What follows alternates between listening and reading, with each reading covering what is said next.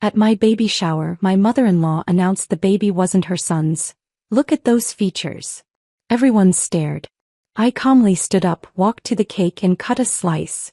You're right, I said, but not the way you think. The moment I walked into my own baby shower, I knew something was wrong. The air felt thick with forced smiles and whispered conversations that stopped the second I entered.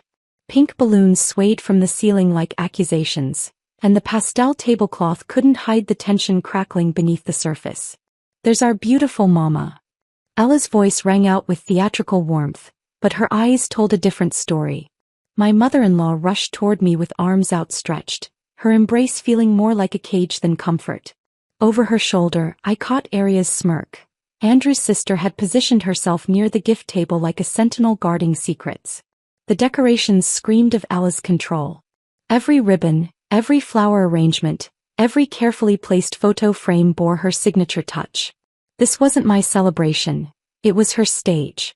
I had asked for simple yellow decorations, neutral and cheerful. Instead, the room exploded in aggressive pink, as if she was already deciding my child's identity before they took their first breath.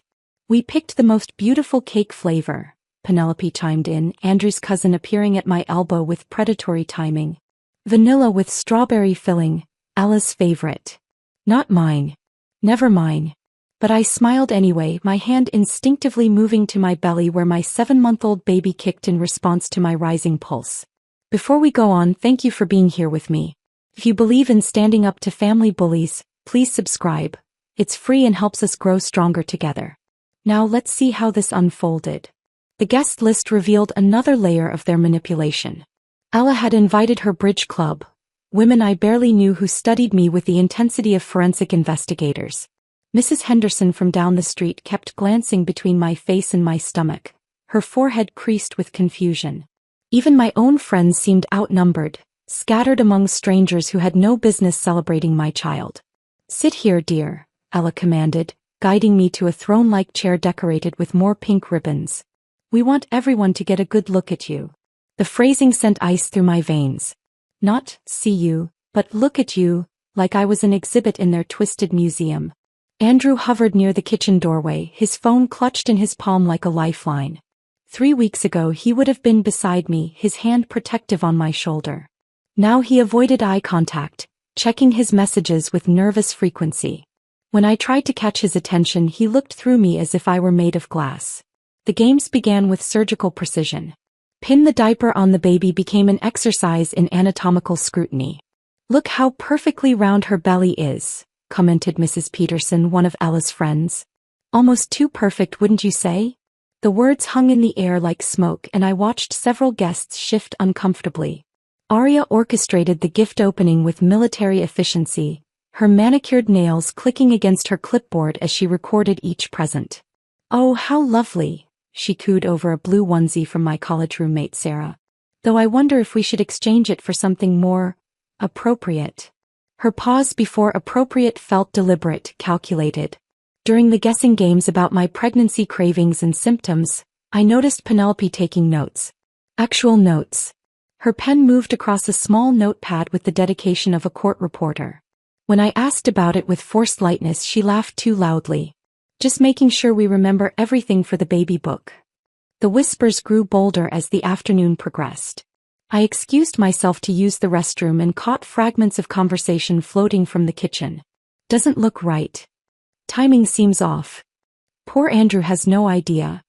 Their voices cut through the thin walls like surgical instruments, precise and devastating. Returning to the living room, I found Ella studying the ultrasound photos I had brought to share. She held one close to her face, squinting with exaggerated concentration.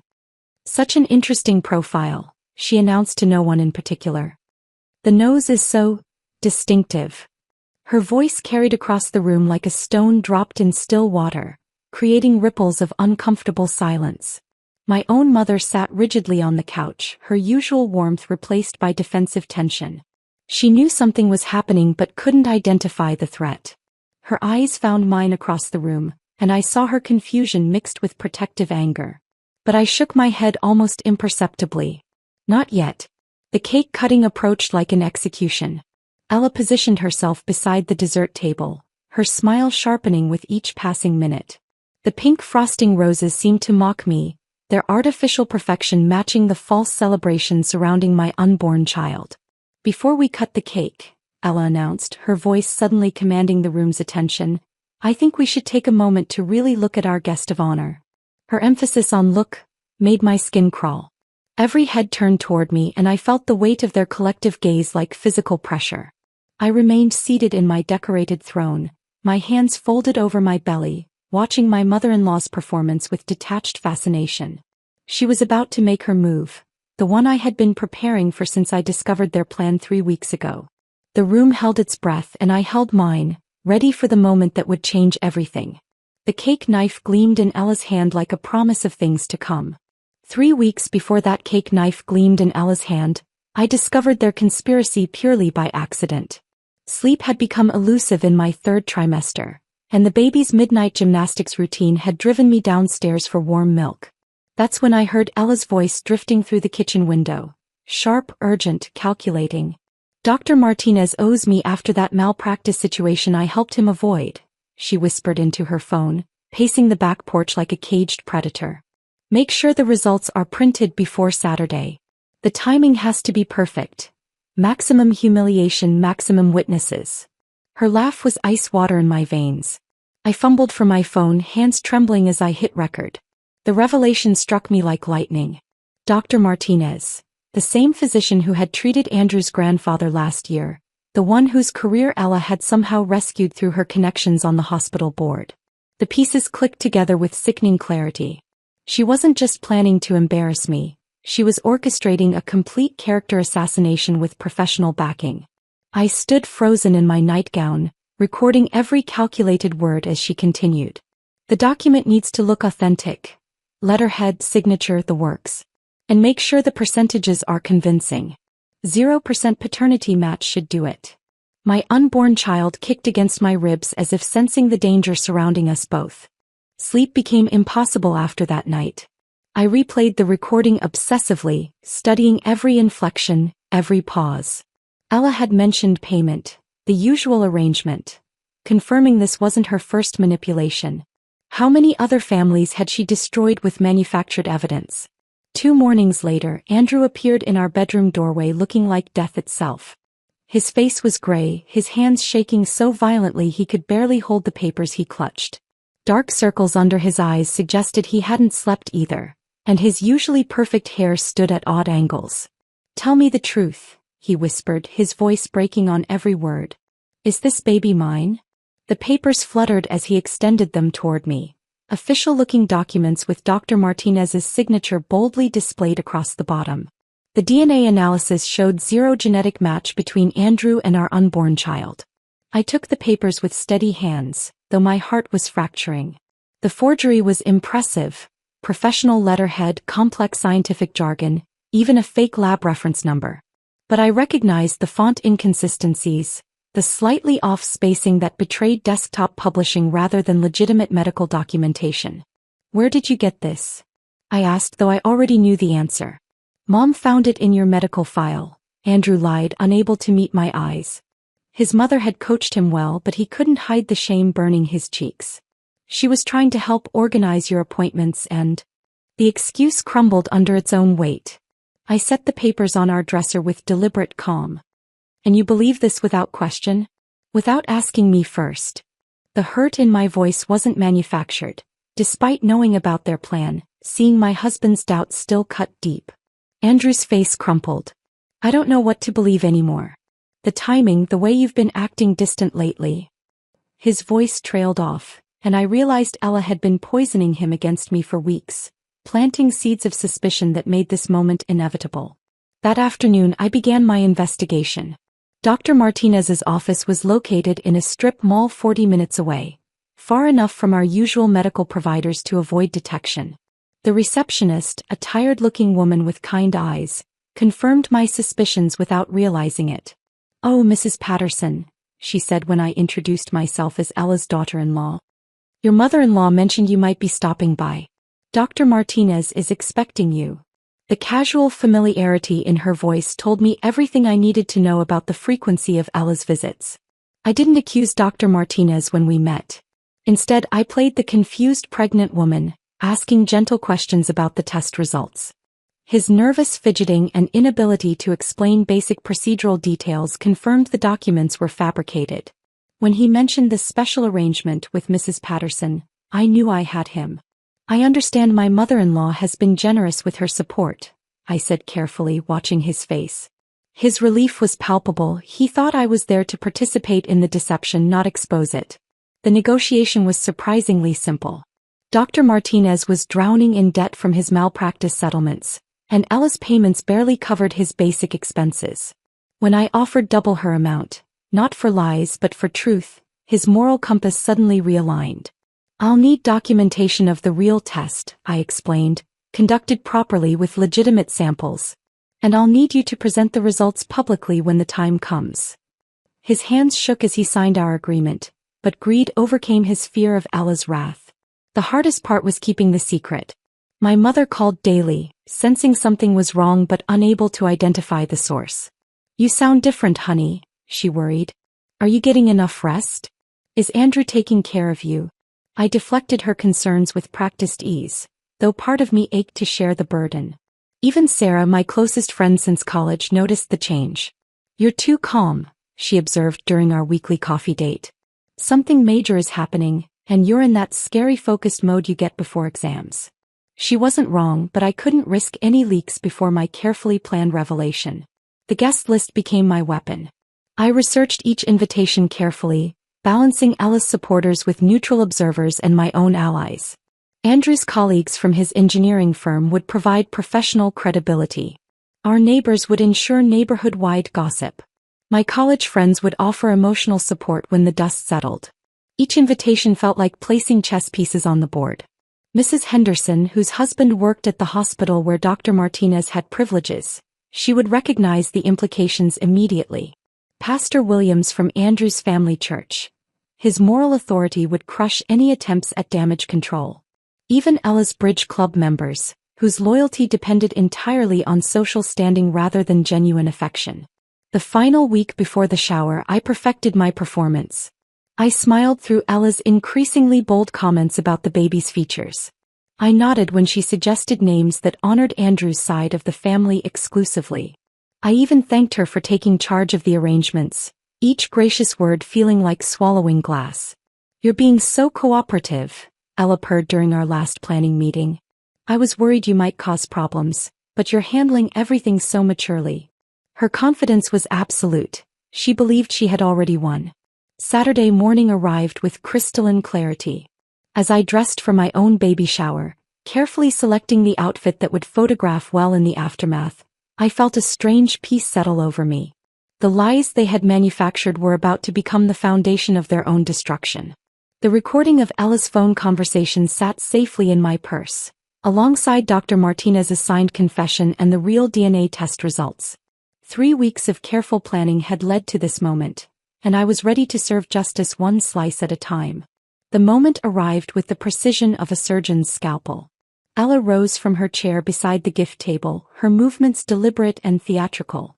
The conversations around the room died like candles being snuffed out one by one. She smoothed her navy dress, adjusted her pearl necklace, and smiled with the confidence of someone who believed she held all the cards. "Before we cut this beautiful cake," she announced, her voice carrying the authority of a judge delivering a verdict, "I think we need to address something that's been weighing on my heart." The folded document appeared in her manicured hands like a magic trick gone wrong, crisp white paper that seemed to glow under the afternoon light streaming through the windows. My pulse hammered against my throat, but I kept my expression neutral. This was it. 3 weeks of preparation had led to this single moment, and I was ready. "As Andrew's mother," Ella continued, her voice gaining strength with each syllable, "I have a responsibility to protect my family from deception." The word deception hung in the air like smoke, and I watched several guests lean forward unconsciously, drawn into the drama despite themselves. Andrew stood frozen beside her, his face cycling through confusion, embarrassment, and something that looked suspiciously like relief. He had been carrying this burden for days, and part of him welcomed his mother's intervention, even as another part seemed to shrink with shame. "This isn't Andrew's child," Ella declared, unfolding the document with ceremonial flourish. The paper crackled in the silence, and I heard Mrs. Henderson's sharp intake of breath from across the room. "I have medical proof right here." The gasps came in waves. Sarah's hand flew to her mouth, her coffee cup rattling against its saucer. Pastor Williams shifted uncomfortably, his usual composed demeanor cracking under the weight of the accusation. Even the Bridge Club ladies, usually unflappable in their social armor, exchanged horrified glances. "Look at these ultrasound features," Ella continued, now pulling out the photos I had brought to share with guests. She held them up like evidence in a courtroom, her finger pointing at my unborn child's profile. "Does that nose look like my son's? Those cheekbones? The jawline?" Her voice rose with each question, building toward her crescendo. The humiliation was designed to be complete. Guests stared not just at the photos, but at my pregnant belly, as if they could somehow verify genetic markers through my stretched skin. Mrs. Peterson actually leaned forward, squinting at my stomach with scientific intensity that made my skin crawl. Andrew's colleague from the engineering firm cleared his throat nervously. "Perhaps this should be discussed privately," he suggested, but Ella waved him off with imperial dismissal. "Privacy is exactly what allowed this deception to continue," she snapped. "Andrew has been living a lie, and everyone who cares about him deserves to know the truth." I felt the collective weight of their stares, the mixture of pity, curiosity, and judgment that pressed against me like physical force. Someone, I think it was Penelope, actually reached for her phone, probably to capture this moment for posterity or social media infamy. That's when I moved. Not with anger or desperation, but with the calm precision of someone who had choreographed this moment down to the smallest detail. I stood slowly, my hand resting on my belly, and walked to the cake table with measured steps. The pink frosting roses seemed to mock the sweetness of the occasion as I picked up the silver serving knife. The guests watched in fascination, probably expecting tears, denials, or a dramatic collapse. Instead, I cut a perfect slice of cake, vanilla with strawberry filling just as Penelope had mentioned, and placed it on a delicate china plate. I took a deliberate bite, savoring the artificial sweetness while Ella waited for my breakdown. The cake tasted like victory, though I kept that thought to myself. Chewing slowly, I let the silence stretch until it became uncomfortable for everyone except me. "You're absolutely right, Ella," I said finally, my voice carrying clearly through the stunned room. The admission sent a ripple of shock through the gathered guests. Andrew's face went white and I saw Sarah's eyes fill with tears of sympathy.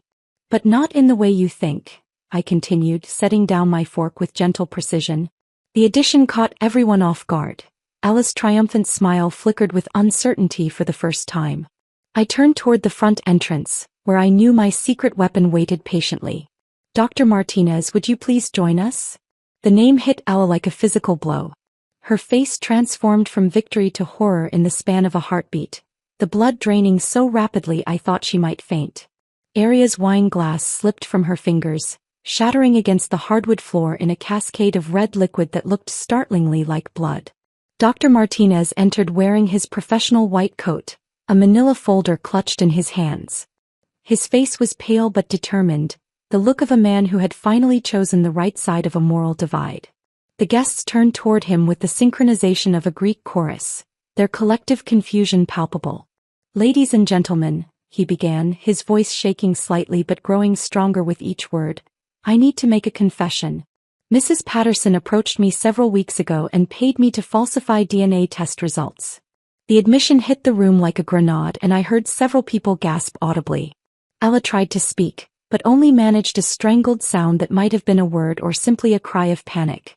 Her carefully constructed plan was collapsing in real time, and she could only watch helplessly as her weapon turned against her. "However," Dr. Martinez continued, opening his folder with professional ceremony, "I was recently contacted by someone who asked me to do something I should have done from the beginning, tell the truth." He pulled out an official-looking document, complete with laboratory seals and proper signatures. "I conducted a legitimate paternity test using proper samples and procedures," he announced, extending the paper toward Andrew, whose hands shook so violently he could barely accept it. "This child is 99.99% biologically his son." The second wave of gasps was sharper than the first, cutting through the air like broken glass. The truth hit different people at different speeds. I watched understanding dawn across faces like sunrise breaking over a landscape.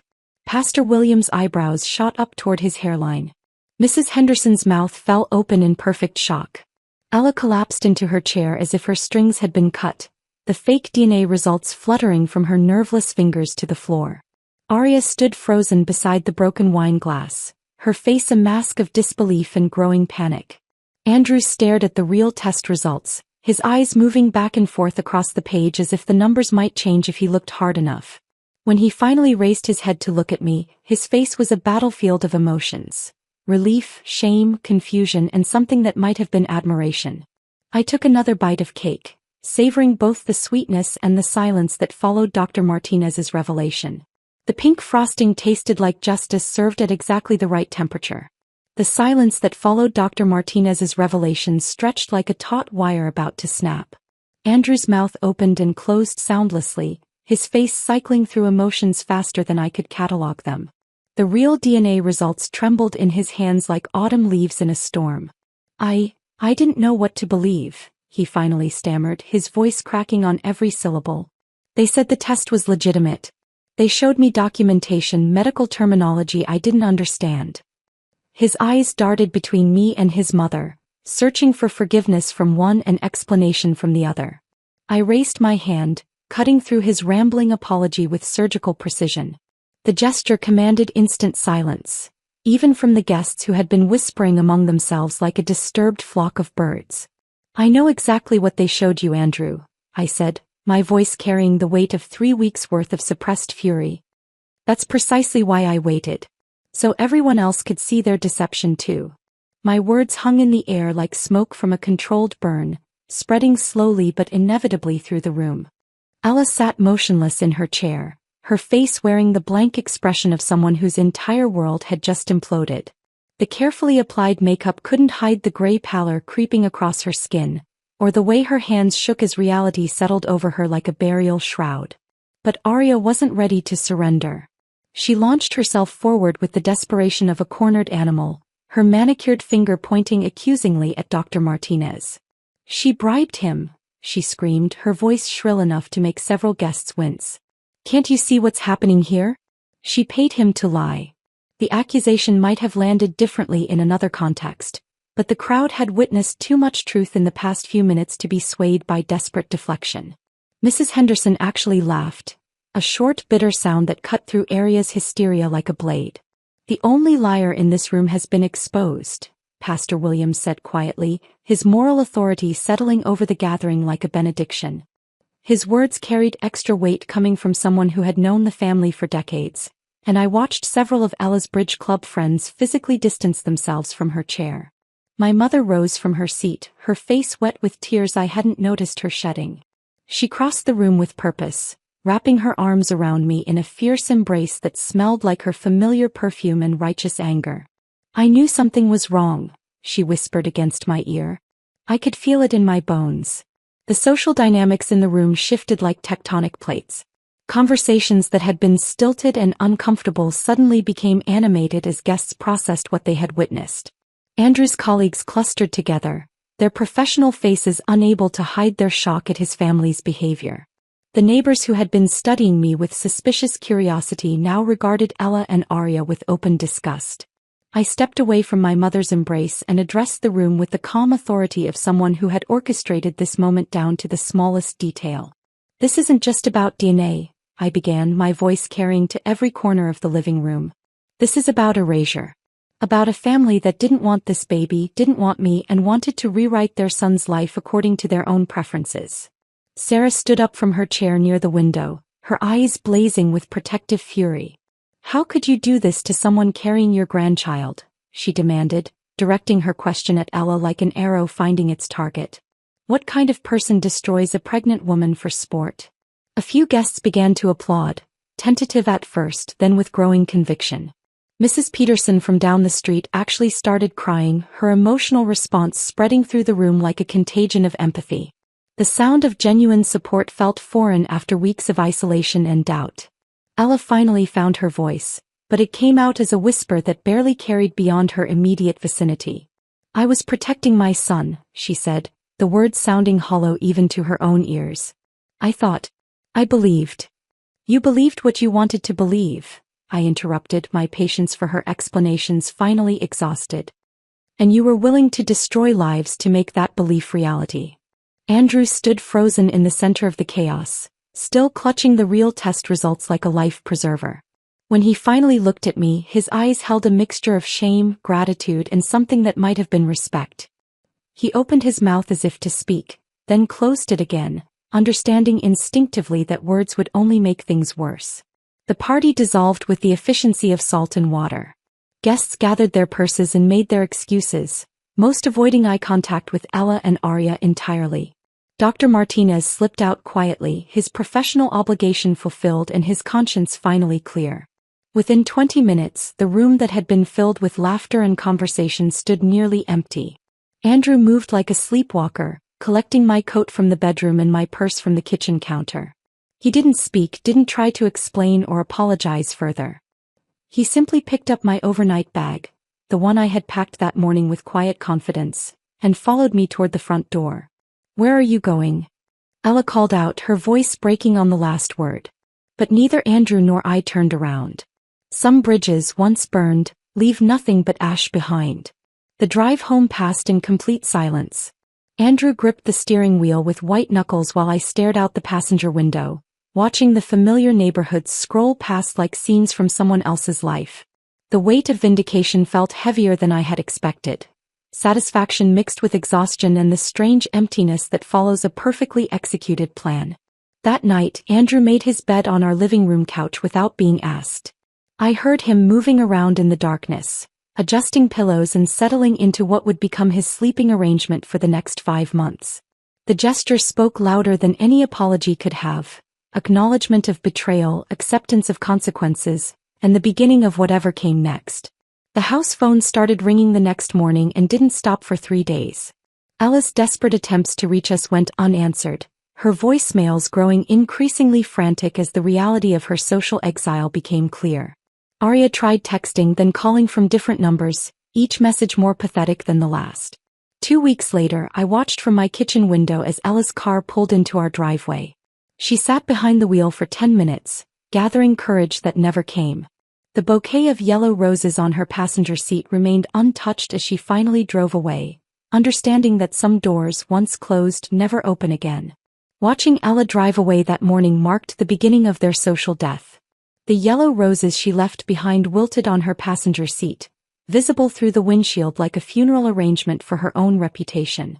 Within hours, the story had spread through our neighborhood with the efficiency of wildfire in drought season. Mrs. Henderson was the first messenger, appearing at my doorstep that afternoon with a casserole and eyes bright with righteous indignation. "The nerve of that woman," she declared, setting the dish on my kitchen counter with more force than necessary. "Trying to destroy a pregnant girl with lies. In my day we had words for people like that." The grocery store became a battlefield of averted gazes and whispered conversations. I watched from the produce section as Ella attempted her usual shopping routine, only to find herself isolated in every aisle. The checkout girl, normally chatty with regular customers, processed Ella's items in stone-cold silence.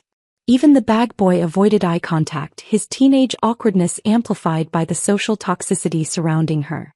Sarah called me that evening, breathless with updates from her own reconnaissance mission. "I saw Arya at the post office today," she reported, her voice crackling with satisfaction. "She was mailing boxes. Big ones. I think she's already packing to leave." The confirmation arrived 3 days later when a moving truck appeared in their driveway, its presence as final as a tombstone. The neighborhood book club meetings continued without Ella for the first time in 15 years. Mrs. Peterson mentioned it casually during our fence line conversation about garden sprinklers. "We decided to focus on authors who understand loyalty," she said pointedly, her pruning shears clicking with each word. "Ella's input is no longer welcome." Even the mailman treated their house differently.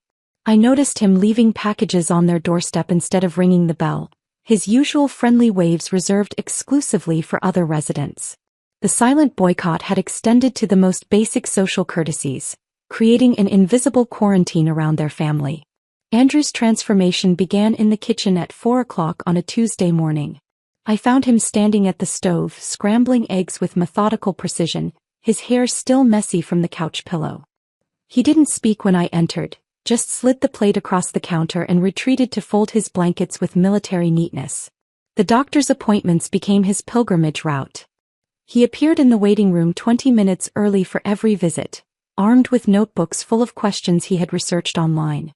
During one ultrasound session, I caught him wiping tears when the technician pointed out our baby's perfectly formed fingers. His emotion was raw, unguarded. The grief of a man who had almost lost everything through his own weakness. His acts of service arrived without announcement or expectation. Fresh flowers appeared on the kitchen table every Thursday. My car's gas tank stayed mysteriously full. The baby's nursery transformed room by room as he painted walls, assembled furniture and installed safety features with obsessive attention to detail. Some days I let him sleep upstairs. Others, I heard him padding back to the couch after dinner, understanding without being told that forgiveness couldn't be rushed or demanded. His acceptance of these boundaries spoke louder than any apology could have. The letters from Ella began arriving with predictable regularity, every Tuesday morning like clockwork. Each envelope bore her careful handwriting, sometimes accompanied by small gifts wrapped in tissue paper. Baby booties. A silver rattle. A delicate blanket embroidered with our family name. I developed a ritual around her correspondence. The letters went directly into a manila drawer labeled Evidence without being opened. The gifts found their way to a charity donation box I kept specifically for her peace offerings. Reading her words would have required emotional energy I refused to invest in her redemption. My mother visited one afternoon and noticed the accumulating pile. "Aren't you curious what she's saying?" she asked, fingering one particularly thick envelope with obvious interest. "I know exactly what she's saying," I replied, sliding the drawer closed with finality. "The same thing every guilty person says when the consequences arrive. That she's sorry, that she was protecting her family, that she never meant for things to go this far."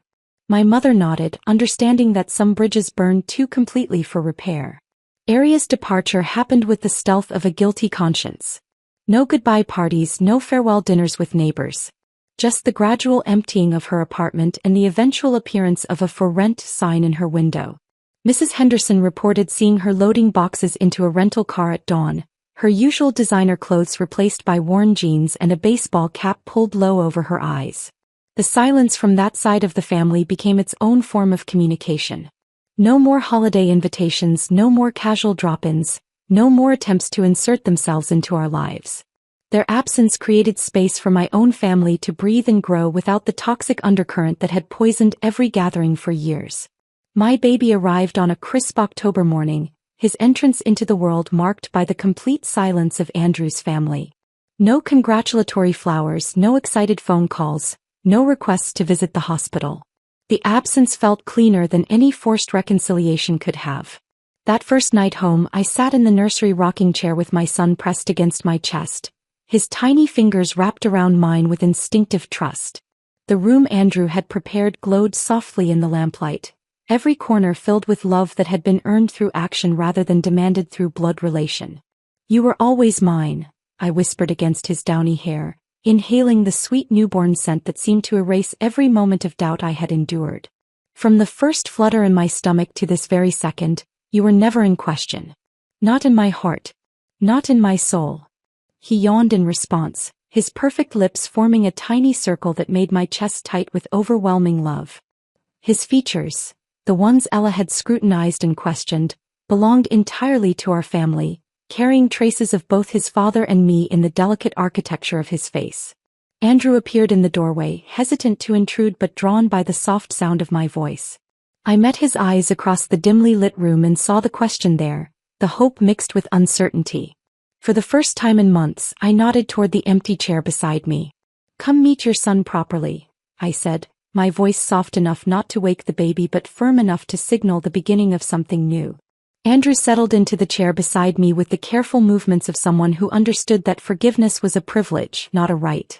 In the soft nursery light, his face carried lines that hadn't been there 6 months ago, evidence of sleepless nights spent not just on our couch, but wrestling with the weight of his choices.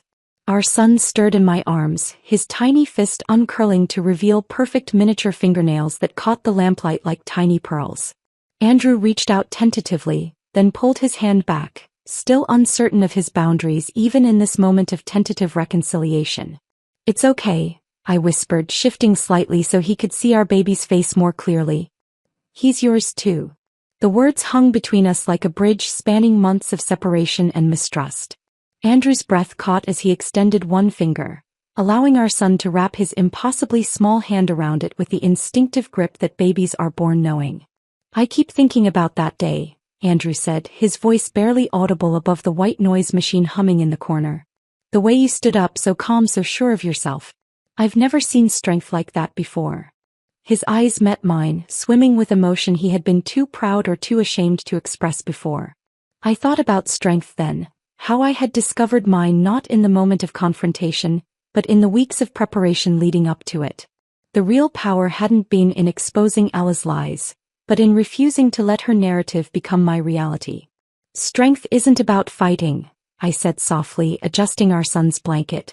"Sometimes it's about knowing exactly when not to fight. Letting your enemies destroy themselves while you protect what matters." The baby shower had become a watershed moment in ways I was still discovering. People revealed their true characters under pressure, and I had catalogued every reaction with the precision of a scientist studying human behavior. Jennifer from my yoga class had been one of the worst offenders. When Ella made her accusation, Jennifer had actually nodded in agreement, her face twisting with the satisfaction of someone who had always secretly resented my happiness. She tried to call the week after our son was born, probably hoping to rehabilitate herself through association with our joy. I let her voicemail go unanswered, filing her name in my mental folder labeled Fair Weather Friends. But there had been unexpected allies too.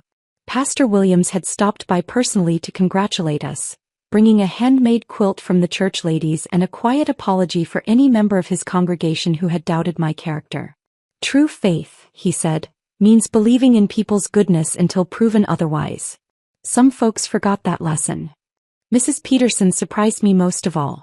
The elderly neighbor I had always considered judgmental appeared at my door 3 weeks after the shower with a casserole and a fierce declaration, "Any woman who can handle herself like you did has my respect.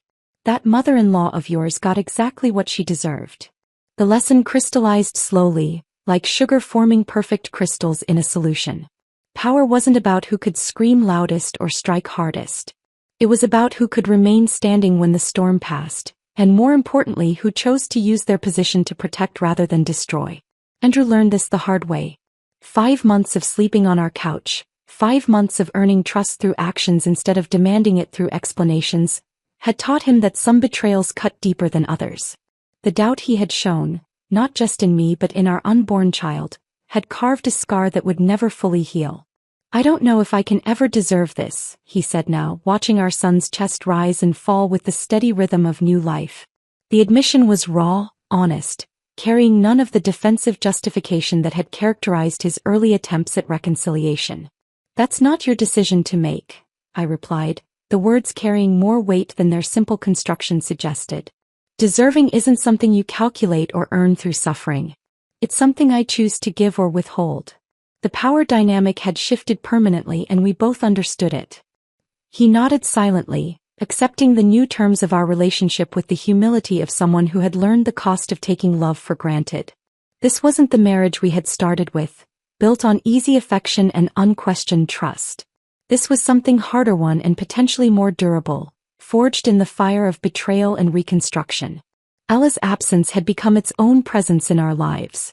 Her letters stopped arriving sometime around our son's 2nd month, though I never paid close enough attention to note the exact date. The silence felt clean, like a wound finally healing without infection. I didn't wonder what she was thinking or feeling because frankly it no longer mattered. The manila drawer full of unopened letters served as a monument to her desperation and my indifference. Sometimes Andrew glanced at it with curiosity, but he never asked about reading them. He understood that my relationship with his mother was over, not just damaged or strained, but finished with the finality of a book whose last page had been turned. 3 months after our son's birth, I opened the freezer to reorganize our increasingly chaotic collection of pumped breast milk and leftover dinners. There, in the back corner, wrapped in aluminum foil with the care of a museum artifact, sat the slice of cake from my baby shower. The pink frosting had crystallized into something that looked more like art than food, the artificial roses preserved in frozen perfection. I held the package for a long moment, remembering the taste of vanilla and strawberry on my tongue as I delivered justice with dessert fork precision. Andrew found me there, standing in the kitchen with the frozen cake slice balanced in my palm like evidence from a crime scene. "You kept it," he observed, not asking why because he already understood. "Not for sentiment," I clarified, though my voice carried a note of something that might have been fondness. "For perspective.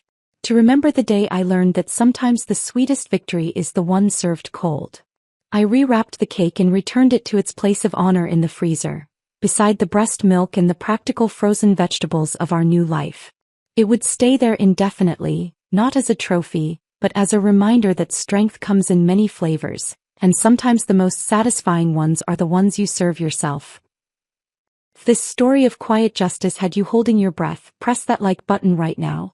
My favorite part was when she calmly cut that cake slice, knowing exactly what truth was coming. What was your favorite moment? Drop it in the comments below. Don't miss more empowering stories like this. Subscribe and hit that notification bell so you never miss an upload.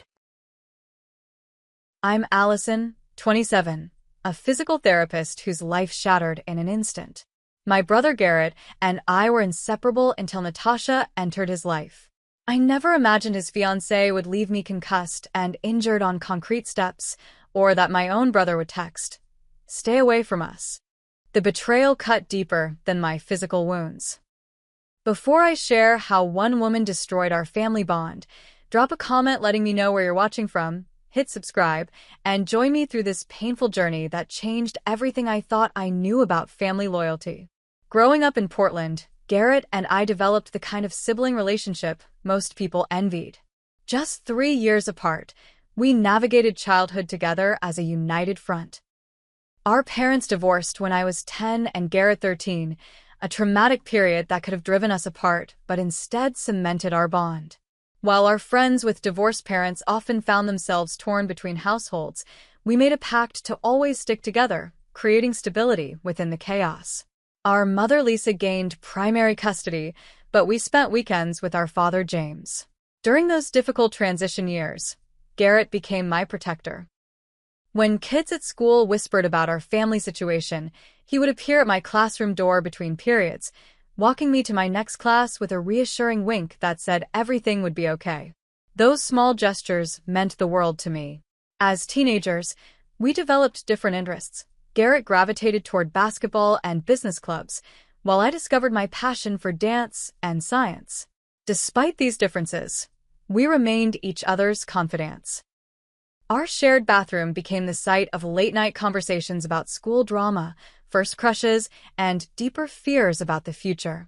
Garrett would sit on the edge of the bathtub while I perched on the closed toilet lid, talking until our mother knocked on the door telling us to go to bed. After high school, we attended different colleges but texted daily. Garrett pursued finance at Washington State, while I studied kinesiology at Oregon with plans to become a physical therapist. Even with the distance, we coordinated our breaks to maximize family time. During sophomore year, when my roommate situation imploded mid-semester, Garrett drove 4 hours to help me move my belongings to a new apartment, no questions asked. After graduation, fate brought us back to Portland. I secured a position at Northwest Rehabilitation Center, while Garrett landed an analyst role at a financial firm downtown. We lived just 15 minutes apart and established our sacred tradition. Sunday brunches at Maple Street Cafe, where we'd claim the corner booth by the window and spend hours catching up over blueberry pancakes and endless coffee refills. These brunches became our sanctuary. When Garrett went through his devastating breakup with Heather after 3 years together, I was the one who listened to him process his grief week after week. He had been certain she was the one, even looking at engagement rings before she confessed to having feelings for a coworker. For months, I watched my brother rebuild himself, Sunday by Sunday, from shattered to whole. Similarly, when my relationship with Kyle crumbled after 2 years, his medical residency taking him to Chicago with a too casual, long distance might be good for us, Garrett showed up at my apartment with ice cream and terrible action movies. He let me cry and rant, never once saying, "I told you so," despite his early reservations about Kyle's commitment level. "Promise me something," Garrett said during a particularly vulnerable brunch 6 months after my breakup. "We'll always be honest with each other, even when it hurts." I remember nodding firmly, clinking my coffee mug against his. "Especially when it hurts. That's what siblings are for." That promise would be tested sooner than either of us realized. Last spring, Garrett mentioned he'd met someone. His casual tone couldn't mask the excitement in his eyes, a spark I hadn't seen since before the Heather catastrophe. Her name was Natasha, a marketing executive he'd met at a company mixer. Their first date stretched from drinks to dinner to a midnight walk along the waterfront. By the third date, they were inseparable. "There's something different about her, Ollie," he told me, using my childhood nickname that normally only emerged when he was feeling particularly affectionate or vulnerable. "She just gets me, you know? It's like we've known each other forever." I was thrilled for him, but surprised at the intensity after just 3 months. Garrett had always been cautious, with his heart, since the Heather situation. When he mentioned canceling our brunch to meet Natasha's parents who were visiting from Seattle, I felt a twinge of unease, but quickly dismissed it. New relationships often created these temporary imbalances, I reasoned. The weeks flew by with Garrett's texts full of "Natasha and I" statements. Our brunches became more sporadic, with Natasha occasionally joining us. During these shared meals, I tried to connect with her, genuinely wanting to welcome the woman making my brother so happy. Then came the call that changed everything. On a random Tuesday evening, Garrett's name flashed on my phone. "Ollie, you'll never believe it." His voice bubbled with excitement. "I asked Natasha to marry me, and she said yes." The room seemed to tilt slightly. "Wow, that's huge news. Congratulations. I didn't even know you were thinking about proposing." I struggled to sound appropriately enthusiastic while processing the information. "When you know, you know," he replied, seemingly oblivious to my hesitation. 5 months might seem fast to some people, but we're absolutely certain. 5 months. They'd known each other for less time than most people, Lisa Carr. I swallowed my concerns and promised to help with engagement celebrations, all while a knot formed in my stomach that wouldn't dissipate. The official engagement dinner took place at Riverside Grill, an upscale restaurant overlooking the Willamette River. Our parents flew in for the occasion, along with a small circle of friends. I arrived early to help with arrangements, determined to embrace this new chapter in Garrett's life despite my reservations. When Natasha entered the private dining room on Garrett's arm, I understood part of her allure. She was stunning, tall and poised with perfect chestnut hair that fell in soft waves past her shoulders. Her emerald dress complemented her hazel eyes, and the sizable diamond on her finger caught the light with every graceful gesture. More impressive was how she worked the room, remembering details about each guest from previous conversations with Garrett. "Allison," she exclaimed, embracing me with the perfect balance of warmth and restraint. "The famous sister I've heard so much about. Garrett says you're the best physical therapist in Portland." "He's biased," I laughed, returning her hug. "But it's wonderful to finally meet you properly." Our conversation flowed easily as she asked thoughtful questions about my work and shared amusing anecdotes about her marketing projects. Yet something felt rehearsed in her interactions, like she was performing rather than connecting. I dismissed this thought as my own protective instinct toward Garrett. The first red flag appeared during dinner.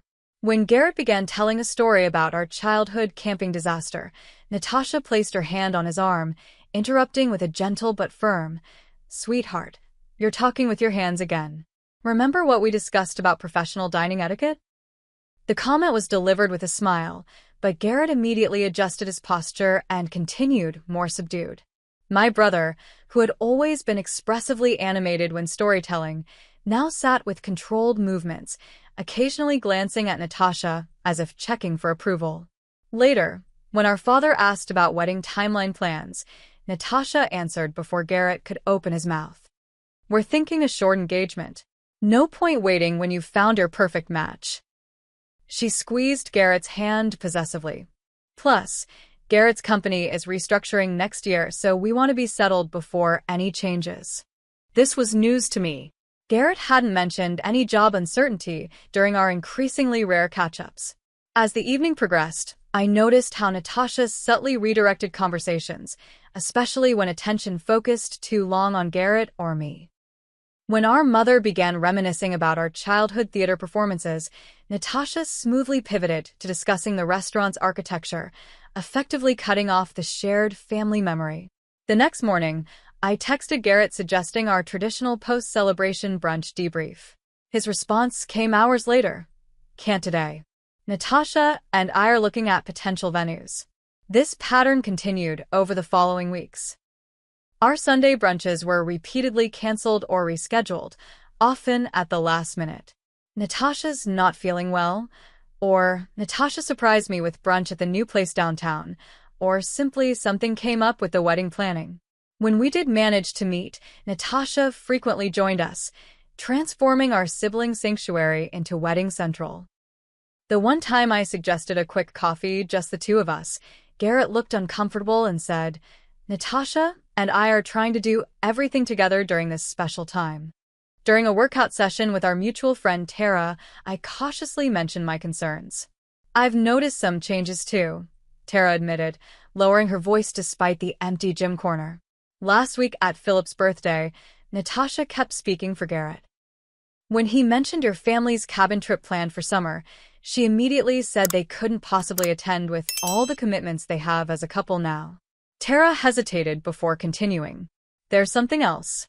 Natasha told Julia that you've been unsupportive of their relationship from the beginning. She said you made some comment about her being a rebound relationship that was moving too fast. What?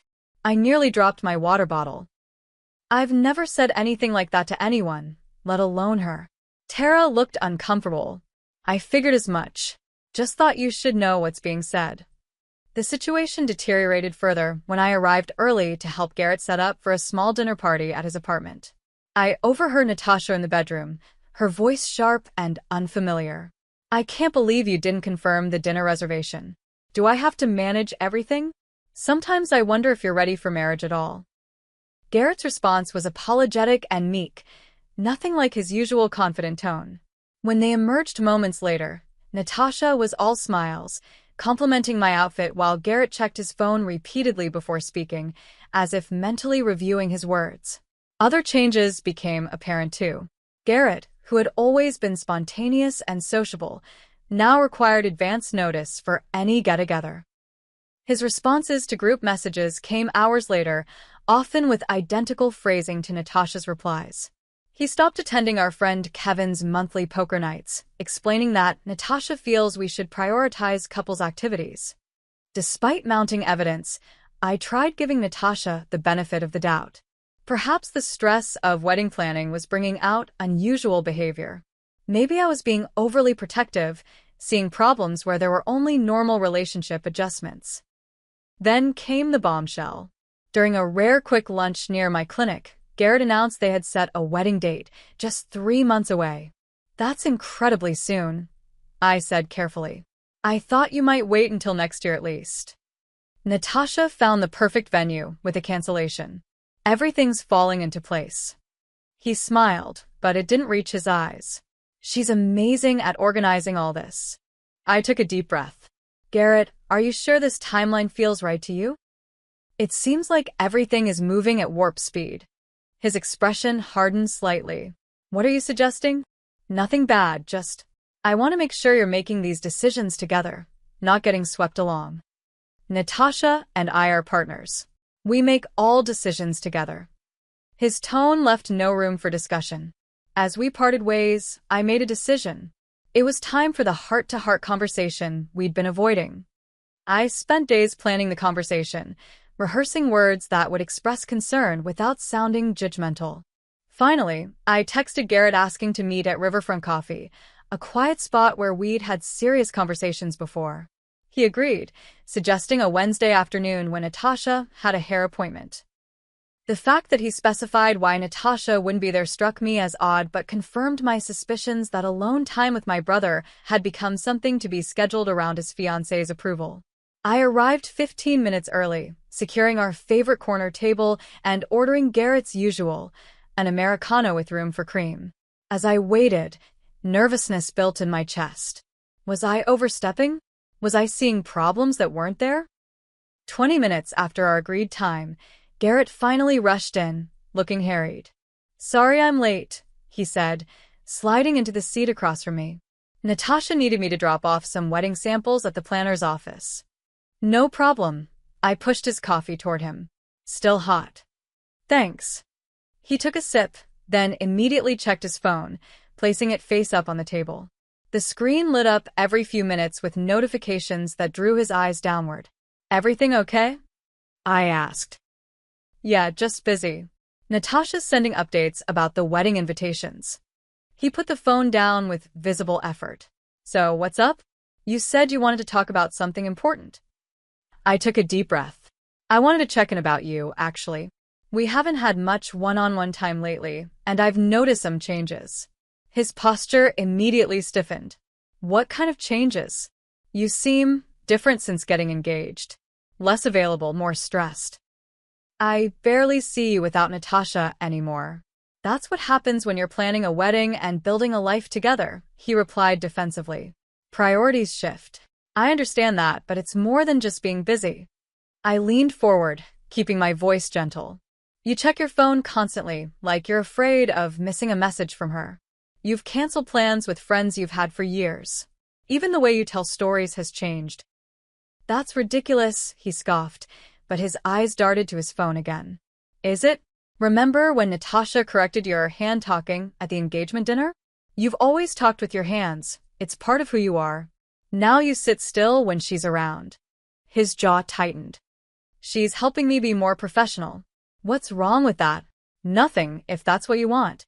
But these changes seem to be happening because Natasha wants them, not because you do." "You don't know what I want," he snapped, then immediately softened. "Look, relationships require compromise. Natasha has high standards. It's why she's so successful." I decided to be more direct. "Garrett, some of the things I've observed go beyond compromise. The way she speaks to you, when she thinks no one is listening, how she's isolated you from friends and family, the lies she's told about me to other people." "What lies?" His expression darkened. I told him about the conversation with Tara, about Natasha claiming I'd called their relationship a rebound. He was quiet for a moment. "She probably misunderstood something you said." "I never said anything remotely like that. To anyone." His phone buzzed again, and he glanced at it reflexively. 3 messages from Natasha in quick succession. "She gets anxious when I'm not responsive," he explained, typing a quick reply. She had a previous relationship where the guy cheated. It left some trust issues. "And that explains why you need to report your whereabouts constantly?" "Garrett, that's not healthy. Trust issues need to be worked on, not catered to at the expense of your autonomy." His expression hardened. "You don't understand our relationship. I understand that my brother, who has always been confident and independent, now seems to need permission to spend time with his own sister." "That's unfair," he said, voice rising. "You're painting Natasha as some kind of controlling monster, because what? You're jealous I'm not at your beck and call anymore?" The accusation stung. "This isn't about me. It's about patterns I'm seeing that concern me. The speed of this relationship, the isolation from friends and family, the personality changes. Enough." Garrett stood abruptly, drawing glances from nearby tables. "I thought you'd be happy for me, but instead you're trying to sabotage the best thing that's ever happened to me. Maybe Natasha was right about your jealousy." "Garrett, please, no. I'm done with this conversation. I love Natasha, and we're getting married in 3 months. Either accept my choices or—" He didn't finish the sentence, grabbing his jacket instead. "Or what?"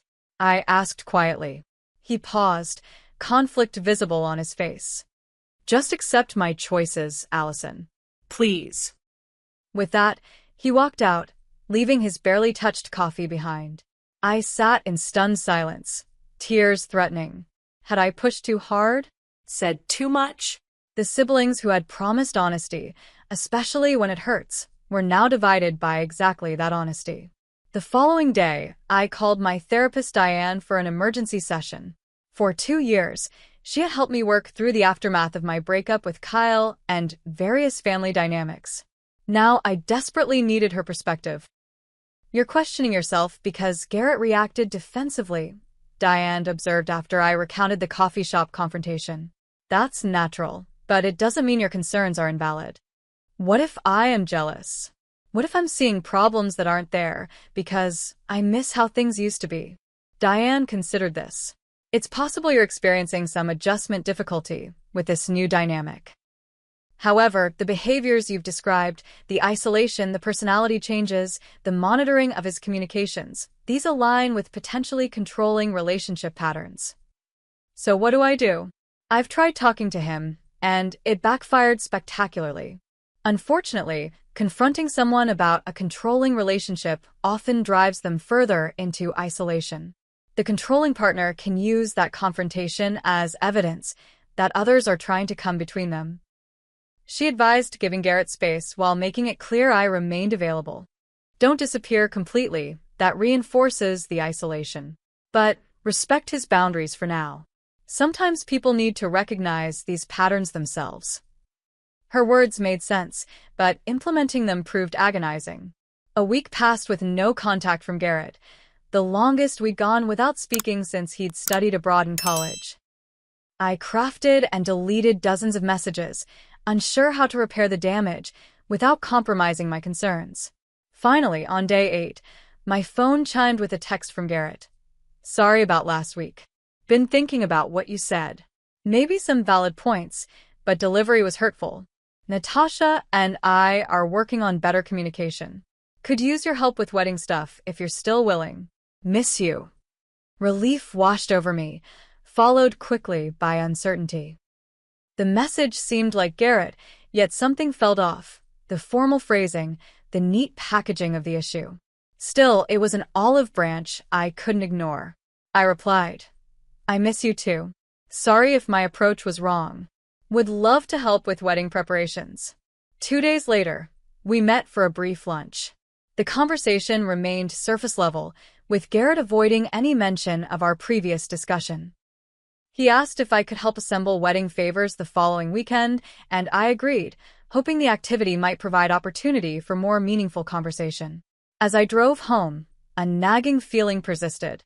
Something about Garrett's too easy forgiveness didn't sit right. When a notification popped up on my phone from a local news app, I nearly ignored it until a familiar name caught my eye: Brandon Winters, arrested for violation of restraining order. The name Brandon Winters triggered a memory. Natasha had mentioned an ex named Brandon during the engagement dinner, describing him as psychotically obsessed with her after their breakup.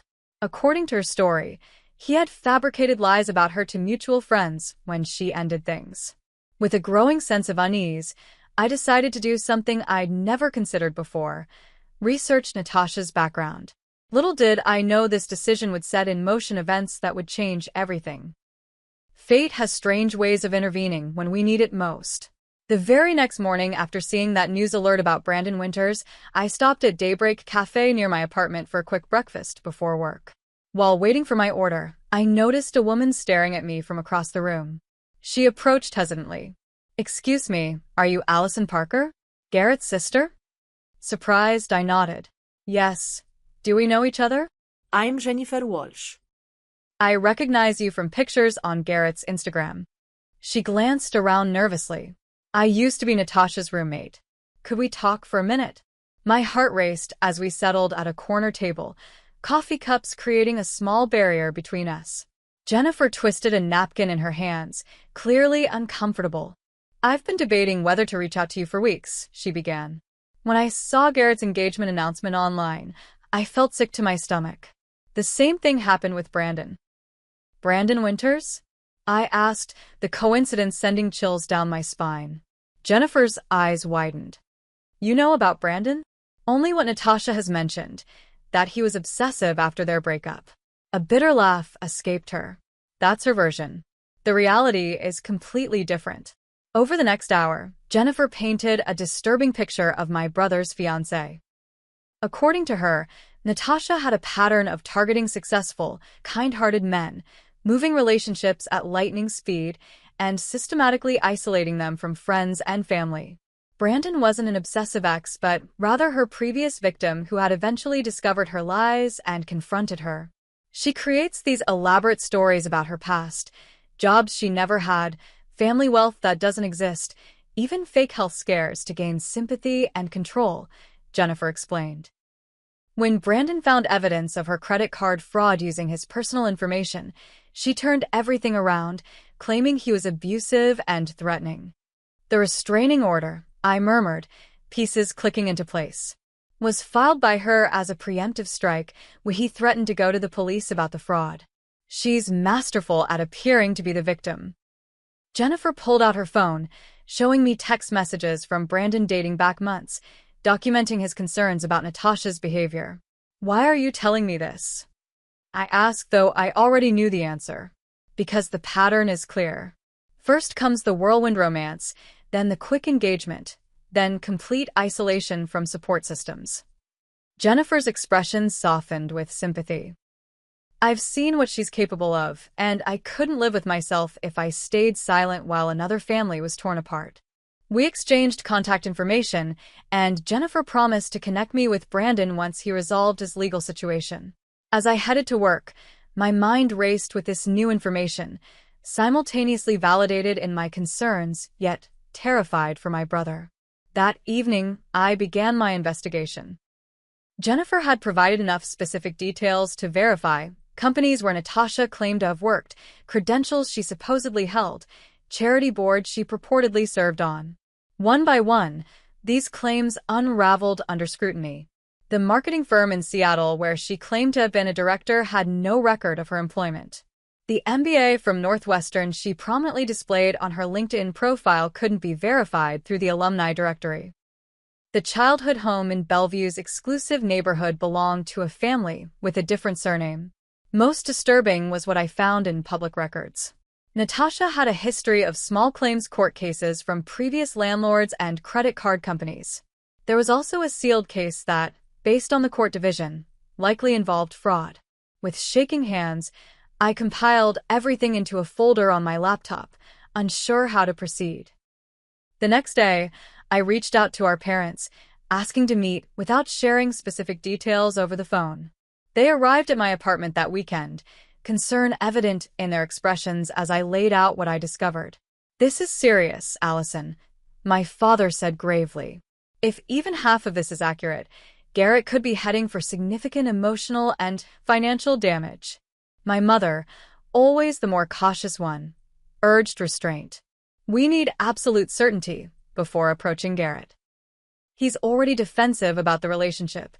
Accusing Natasha without rock-solid proof could backfire terribly." "I agree," I said. "That's why I'm waiting to speak with Brandon directly and gather more documentation. But I'm scared for Garrett. The wedding is only 2 months away now." We agreed that I would continue gathering information while my parents subtly tried to spend more time with Garrett, looking for opportunities to express concern without directly attacking Natasha. 3 days later, Brandon's friend Lucas contacted me, sharing court documents that confirmed Jennifer's account. Natasha had obtained a temporary restraining order against Brandon just days after he discovered unauthorized credit accounts opened in his name. The case was dismissed when she failed to appear at the hearing, but by then, she had already moved on, presumably to find her next target. Lucas also shared screenshots of group texts showing how Natasha had systematically turned their social circle against Brandon with fabricated stories of emotional abuse, much as she was now doing with me among Garrett's friends. I was organizing these new documents, preparing how to present everything to Garrett, when my doorbell rang unexpectedly. Through the peephole, I saw Natasha standing alone in the hallway, a pleasant smile on her face. My pulse quickened. Should I pretend to be out?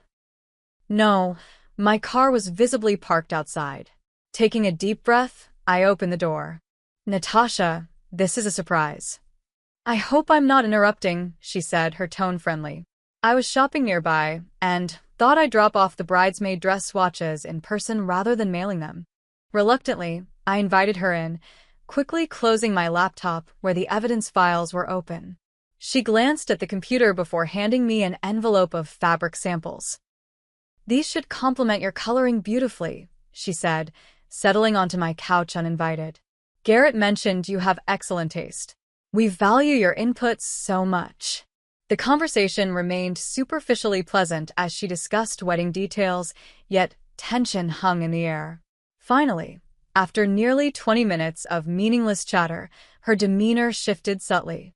"You know, Allison, I've noticed some distance between us despite my efforts to include you in our happiness." Her voice remained soft, but her eyes hardened. "Garrett has been so hurt by your reluctance to fully embrace our relationship. I want nothing but happiness for Garrett," I replied carefully. "Do you?" She smiled, the expression not reaching her eyes. "Then why have you been contacting people from my past? Why meet with Jennifer Walsh, a known liar who was evicted for stealing from me?" My blood ran cold. She'd been monitoring me somehow, perhaps through mutual acquaintances or social media location tags. "Jennifer approached me, actually," I said, struggling to keep my voice steady. She seemed concerned. "Of course she did." Natasha laughed lightly. "Jennifer has had a vendetta against me since I reported her theft. And poor Brandon, did they tell you about his history of instability? The restraining order wasn't my first choice, but necessary for my safety." She stood, walking slowly around my living room, examining photos on the wall. "Family is so precious, isn't it? Garrett talks constantly about your special bond." She paused at a picture of Garrett and me from last Christmas. It would devastate him to lose that. The threat hung in the air between us.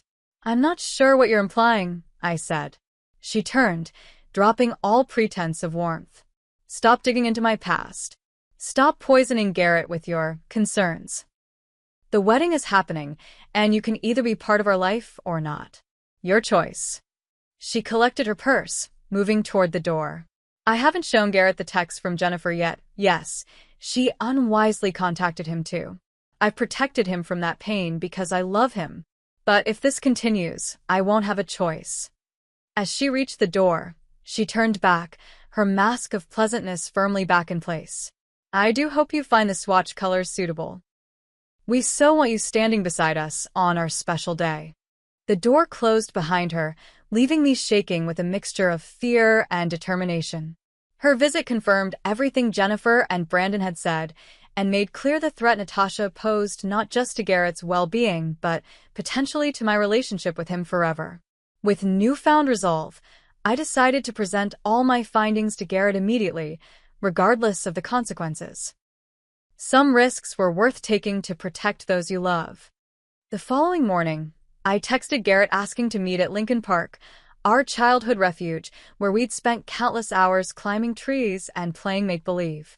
This neutral territory felt safer than either of our apartments, providing both privacy and the comfort of familiar surroundings. "Need to talk to you about something important. Can we meet at our old spot by the duck pond in Lincoln Park? Tomorrow at 4? I wrote. His response came hours later. "Okay. Everything all right?" I replied simply, "Just need to talk brother to sister. No emergency." That night, I carefully organized all the evidence I'd gathered, printed copies of court records, screenshots of communications, notes from conversations with Jennifer and Brandon's friend Lucas. I placed everything in a folder, including a heartfelt letter explaining my concerns came from love, not interference. The next day, anxiety churned in my stomach as I arrived at the park 30 minutes early. The late afternoon sun cast long shadows across the walking paths as I found a bench near the pond, rehearsing opening lines in my head. How do you tell your brother that the woman he loves is systematically destroying his life? Lost in thought, I didn't notice someone approaching until a shadow fell across the path. Looking up expectantly, my heart sank when I saw Natasha standing there alone, arms crossed. "Where's Garrett?" I asked, instantly on guard. "Running late," she replied coolly. "He asked me to come ahead and let you know." The lie was obvious. Garrett would have simply texted me himself. I don't believe you. Her pleasant facade dissolved instantly. It doesn't matter what you believe. I know why you wanted to meet him here. I saw the files you've been collecting. She stepped closer, voice dropping. Did you really think I wouldn't find out? How Garrett responds to factual information about your past is his choice, I said, standing to avoid being physically towered over. But he deserves to know the truth before marrying you. The truth? She laughed harshly. You mean the lies you've assembled from bitter ex-roommates and unstable former boyfriends? You think Garrett will choose those stories over the woman he loves? They're not stories. They're documented facts, court records, employment verifications, credit histories. Her eyes narrowed dangerously. You're pathetic, you know that? So desperate to keep your brother all to yourself that you'd fabricate this elaborate smear campaign. I'm trying to protect him. From what? Being happy? Moving forward with his life. Not being at your beck and call anymore? She moved closer, invading my personal space. He told me how clingy you've always been, how you've sabotaged his previous relationships. That's why he asked me to handle this. He doesn't even want to see you anymore. The lie was so outrageous it momentarily stunned me. Garrett would never say such things. That's not true, I said firmly. Garrett and I have always been close. We've supported each other through everything. Until now, she sneered. Because he finally sees how toxic your dependency is. Why do you think he's been avoiding you? Why do you think he chose me? I took a deep breath, refusing to be baited. I'm meeting Garrett here. This conversation is between him and me. He's not coming, she snapped, her composure cracking. I saw your text. I know what you're planning. It ends now. You're reading his messages? Do you realize how controlling that is? It's called protecting our relationship from poisonous influences like you. Her voice rose as her face contorted with rage. I will not let you ruin everything I've worked for. What you've worked for? Don't you mean what you and Garrett have built together? I challenged, suddenly seeing her mask fall completely. You have no idea what it takes to secure a future. Garrett has everything: family connections, career potential, financial stability. Things I've fought for my entire life. In that moment, I saw Natasha clearly, not as the loving fiancé, but as someone who viewed my brother as an acquisition, a means to the life she wanted. Garrett isn't a meal ticket, I said quietly. He's a person who deserves someone who loves him for who he is, not what he can provide. Something dangerous flashed to her eyes. You self-righteous bitch. You think you can just destroy everything with your little file of evidence? She gestured to my bag, where the folder was partially visible. I think Garrett deserves the truth, however painful. And I think you need to learn when to back off. She suddenly lunged forward, grabbing for my bag. I instinctively pulled back, stepping away. Stop it. This is insane. Give me that folder. She grabbed my arm roughly, trying to wrestle the bag away. Let go of me. I tried breaking free, but her grip tightened painfully. You've been a problem from day one, she hissed, her nails digging into my skin. Always watching, always judging, always trying to come between us.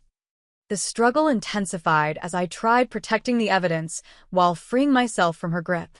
We moved backward during the tussle, approaching the concrete steps that led down to the lower pond area. Natasha, stop. You're hurting me, I shouted, hoping someone nearby would hear. You brought this on yourself.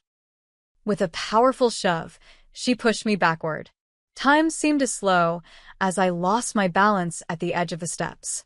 My arms windmilled frantically, the bag slipping from my grasp as I tried to regain balance. Then gravity took over. The fall seemed both instantaneous and eternal. My body tumbled down the concrete steps, pain exploding through my shoulder as it struck the edge of a step. My head followed, connecting with solid concrete with a sickening crack. The world spun in a kaleidoscope of pain and disorientation as I finally came to rest at the bottom, partially on my side. Through blurred vision, I saw Natasha calmly descending the steps, my bag in her hand. She knelt beside me, her voice eerily calm. Look what you made me do. she said, almost sadly. This could have been avoided if you'd just minded your own business. I tried to speak, but only a groan emerged. Pain radiated from my shoulder and head, and a warm wetness that I vaguely recognized as blood trickled down my temple.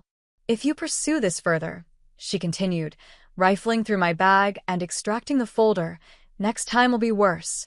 Stay away from Garrett. Stay away from our wedding. Stay away from our life.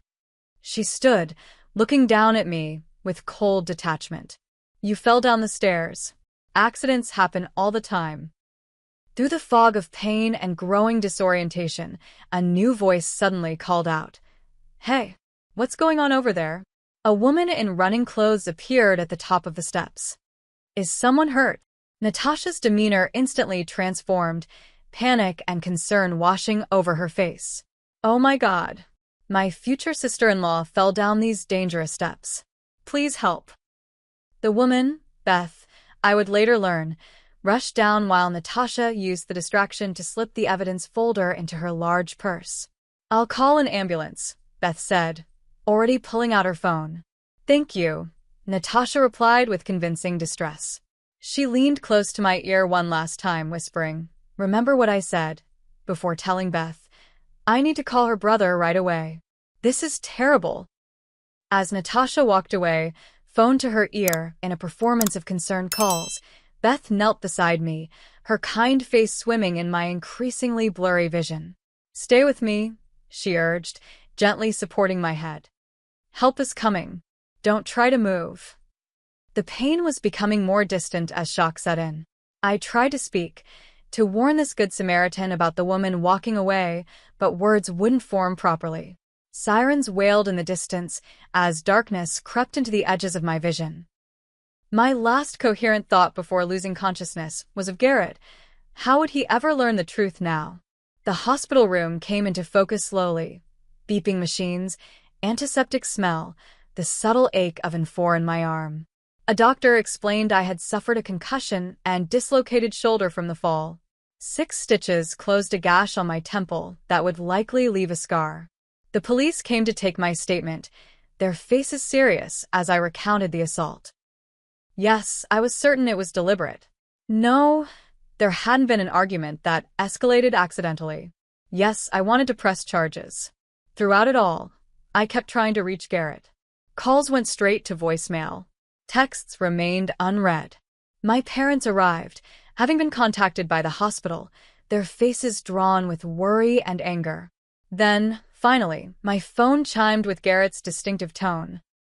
My heart leapt as I opened his message, hope blooming that he'd come check on me, that Natasha's hold wasn't yet complete. Instead, I read words that shattered me more thoroughly than the concrete steps had broken my body. I know what happened. Natasha told me everything. How could you physically attack her out of jealousy? She's pregnant, Allison. Pregnant. She could have lost our baby because of you. Stay away from us. You've gone too far. The phone slipped from my fingers as a sob tore from my throat. The final piece of Natasha's plan clicked into place. She had completely reversed the situation, making herself the victim and me the aggressor. And she'd added a pregnancy claim I was certain was fabricated, knowing it would be the ultimate barrier between Garrett and the truth. In that sterile hospital room, surrounded by the physical evidence of her assault, I faced the devastating reality that I had lost my brother completely. The days following my hospitalization blurred together in a haze of pain medication, police interviews, and devastating silence from Garrett. My parents shuttled between the hospital and their hotel, their faces etched with the strain of being caught between their children. They had tried calling Garrett multiple times, only to be met with brief, defensive conversations where he reiterated Natasha's version of events. He truly believes you attacked her, my mother said tearfully after one such call. He says Natasha has bruises on her arms where you grabbed her. Self-inflicted, I thought bitterly, though I kept this to myself. The physical pain of my injuries paled compared to the emotional agony of having my character so thoroughly assassinated to the person who knew me best. 3 days after the assault, I was discharged with my right arm in a sling, instructions for concussion recovery, and a follow-up appointment with a neurologist. My friend Tara arrived to drive me home, her apartment temporarily becoming mine since I couldn't navigate the stairs to my third-floor unit alone. "I've arranged time off work," she said, helping me settle onto her guest bed. "Whatever you need, I'm here." What I needed was my brother back, but I couldn't articulate this without breaking down completely. The police investigation proceeded slowly.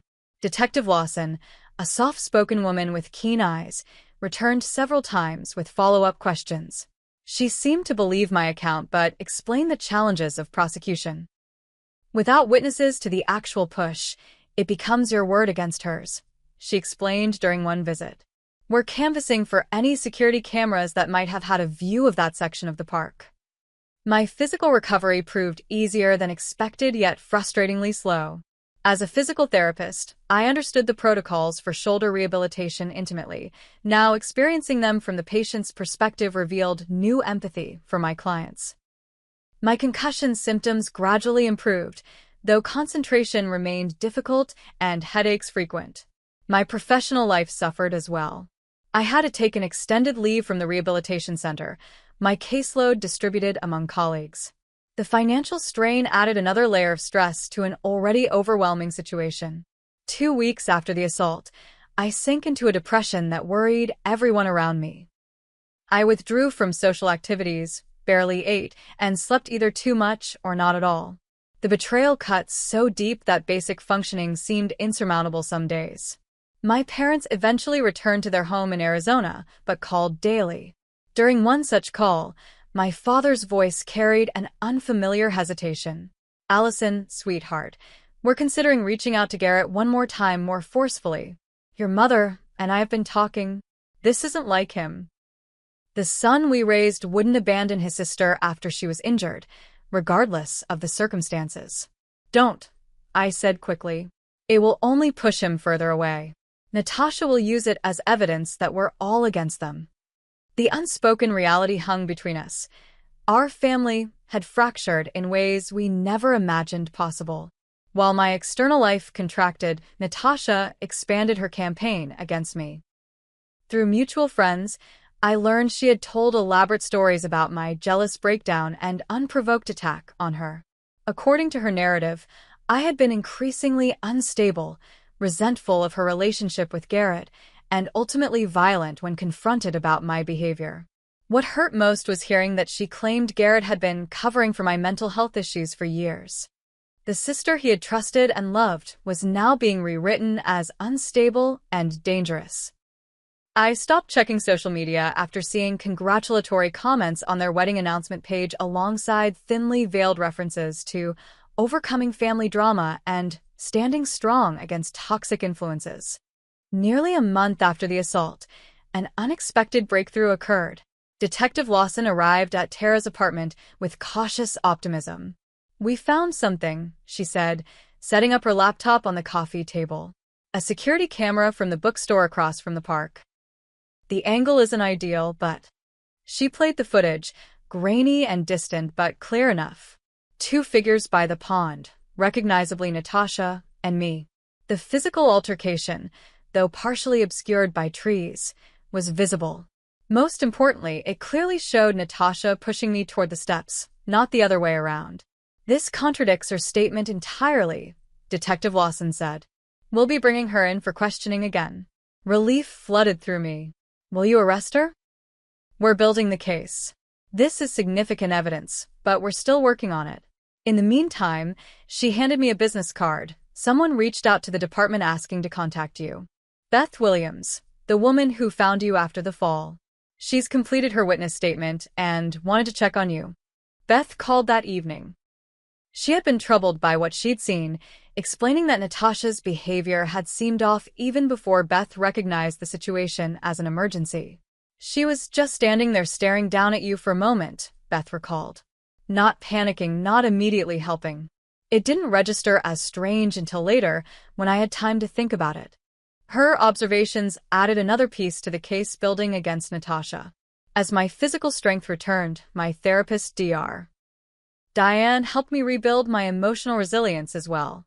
During one particularly powerful session, she asked what was holding me back from healing. I feel like I've failed, I admitted. Failed to protect Garrett. Failed to make him see the truth. You did everything possible to protect someone you love, she countered. The outcome doesn't diminish the courage of your actions. She encouraged me to redirect my energy from grief to advocacy, both for myself and for others who might face similar situations. Abusers isolate their victims from support systems. It's textbook. By fighting to reveal the truth, you're still standing in that support role, even if Garrett doesn't recognize it yet. Her words sparked something within me. If I gave up now, Natasha won completely. If I continued fighting for the truth, there remained hope that Garrett might eventually see through her manipulation. 5 weeks after the assault, I returned to my apartment and work schedule with renewed determination. I gathered every piece of evidence I still had access to, my medical records, police reports, the security footage Detective Lawson had provided, testimonials from Jennifer and Brandon about Natasha's pattern of behavior. With Tara's help, I compiled everything into a comprehensive digital file, including a timeline of events and Natasha's escalating behavior. The process was exhausting but empowering, transforming my pain into purpose. On a Sunday morning that would have typically been our brunch day, I sent the entire file to Garrett with a simple message. I love you too much to stay silent. No matter what you believe about me now, please just review this evidence. After that, if you still want me out of your life, I'll respect your decision. But you deserve to know who you're really marrying. Ollie. Days passed without response. The wedding was now just 2 weeks away. I oscillated between hope and despair, checking my phone constantly despite knowing the familiar notification sound would wake me if he replied. Then came a knock at my door on a rainy Thursday evening. Not a text, not a call, a physical presence outside my apartment. Heart pounding, I approached cautiously and looked through the peephole. Garrett stood in the hallway, soaking wet from the rain, looking like he hadn't slept in days. I froze, hand on the doorknob, a storm of emotions paralyzing me momentarily. Taking a deep breath, I opened the door. Garrett stood there, rain dripping from his hair, eyes red-rimmed and hollow.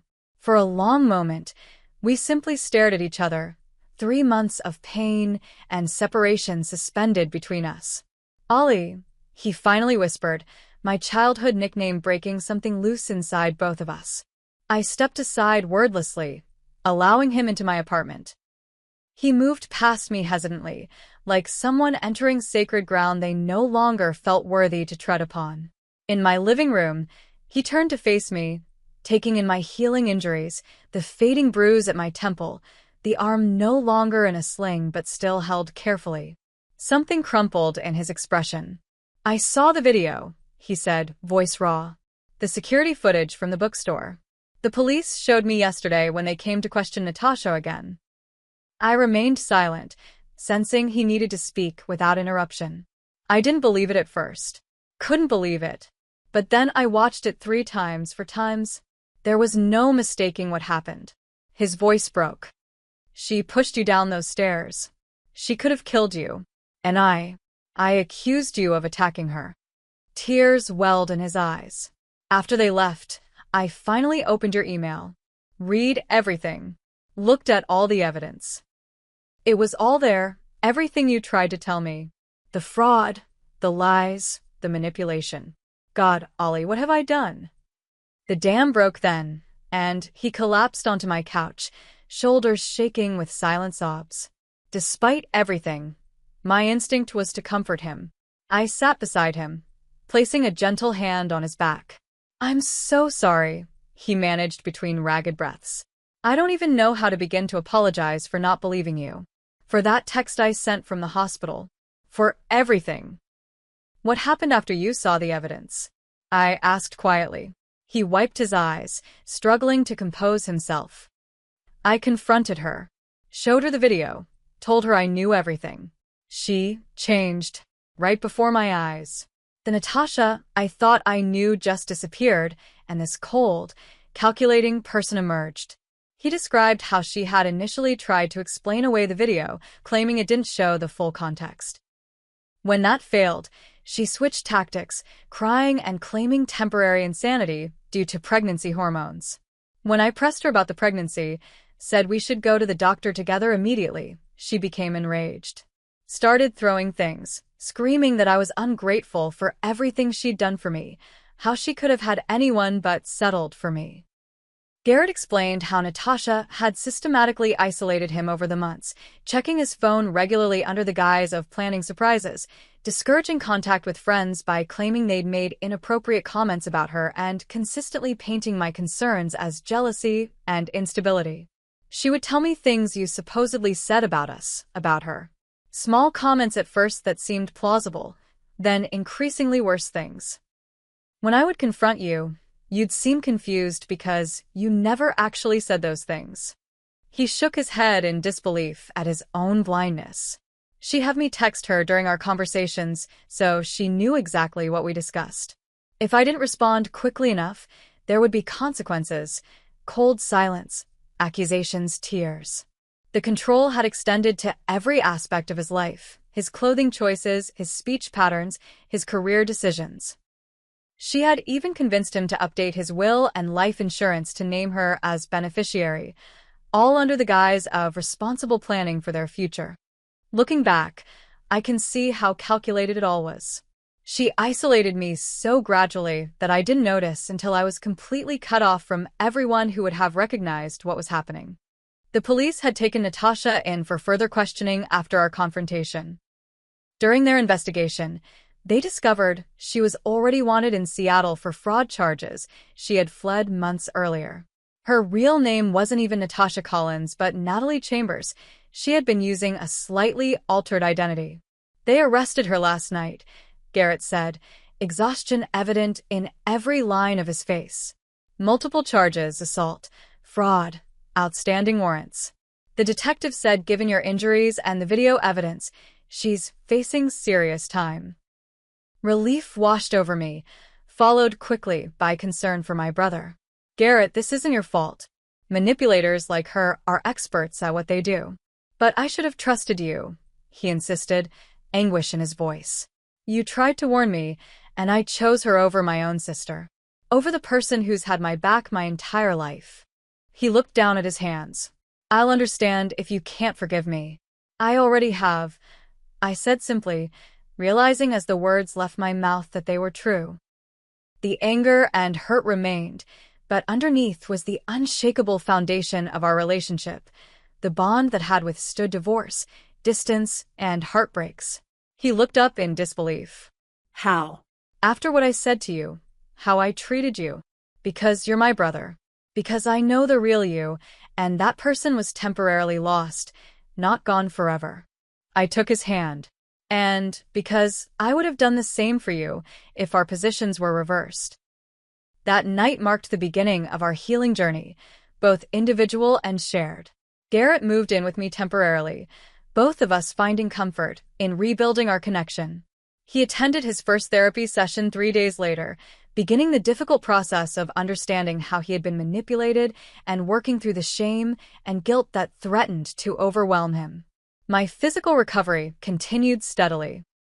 Within 6 months, my shoulder had regained most of its mobility, though certain movements would always carry a twinge of remembrance. The small scar at my temple faded but remained visible, a reminder not of victimhood but of survival. Natasha, or rather Natalie, accepted a plea deal to avoid a lengthy trial. She would serve 4 years for the assault and fraud charges combined, with additional restitution payments to various victims of her schemes, including Brandon. As summer turned to fall, our Sunday brunch tradition gradually resumed, initially awkward with unspoken pain, eventually warming into something both familiar and new. We were different people now, shaped by trauma, but also by the difficult wisdom it had yielded. Garrett found unexpected purpose in his experience, connecting with a support group for men who had experienced manipulative relationships. Most guys don't talk about this stuff, he told me one evening. There's so much shame involved, like you should have been man enough to recognize what was happening. Sharing my story helps others realize they're not alone.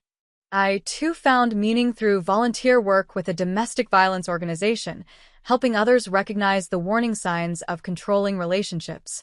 My professional background as a physical therapist proved valuable in understanding the physical manifestations of psychological trauma.